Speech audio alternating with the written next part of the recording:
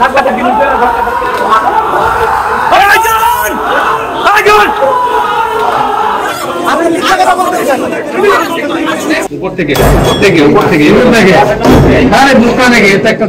আজকে বিশ্ববিদ্যালয়ে যে ঘটনা ঘটেছে সেটা বিশ্ববিদ্যালয়গুলোর ইতিহাসে বিরল।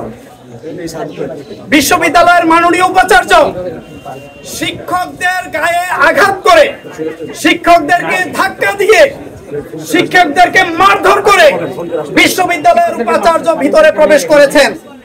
শুধু তাই নয়, বহিরাগত সন্ত্রাসী দিয়ে বিশ্ববিদ্যালয়ে এখানে শিক্ষকদের উপর আঘাত করা হয়েছে। আমাদের মহিলা শিক্ষকদের গায়ে, আমাদের সহকর্মীদের উপরে আঘাত করেছে। আপনার এগুলোর ভিডিও ফুটেজ আপনাদের কাছে আছে। আজকে শিক্ষকরা আক্রান্ত। আমরা এমন একটা পর্যায়ে ছিলাম যেখানে মাননীয় প্রধানমন্ত্রীর শিক্ষা বিষয়ক উপদেষ্টা কামাল নাসের চৌধুরী স্যারের সাথে আমাদের গত 2 দিন ধরে কথা হয়েছিল। আমরা বলেছি, স্যার আমরা আলোচনায় প্রস্তুত। আমাদের যে দাবি দাওয়াগুলো আছে এই দাবি দাওয়াগুলো ক্রমান্বয়ে এই দাবি দাওয়াগুলো পূরণ করবেন। এই আশ্বাস যদি আপনি দেন তাহলে আমরা আপনাদের সাথে আলোচনায় প্রস্তুত। কিন্তু আজকে দেখেন আমাদের উপরে, শিক্ষকদের উপরে এখানে হামলা হয়েছে। বহিরাগত সন্ত্রাসীরা আমাদের উপরে হামলা করেছে। এখানে শিক্ষকদের কয়েকজন শিক্ষকদের, আমাদের শামীম স্যার 2 শিক্ষক সমিতির সভাপতি, আরো কয়েকজন আমাদের এই যে শিক্ষক সমিতির নেত্রী জান্নাতুল ফেরদৌস, স্বর্ণা, এদের উপরে পর্যন্ত আঘাত করা হয়েছে। আমাদের আরেকজন সহকর্মীকে খুশি দিয়ে উপাচার্য ভিতরে ঢুকেছেন।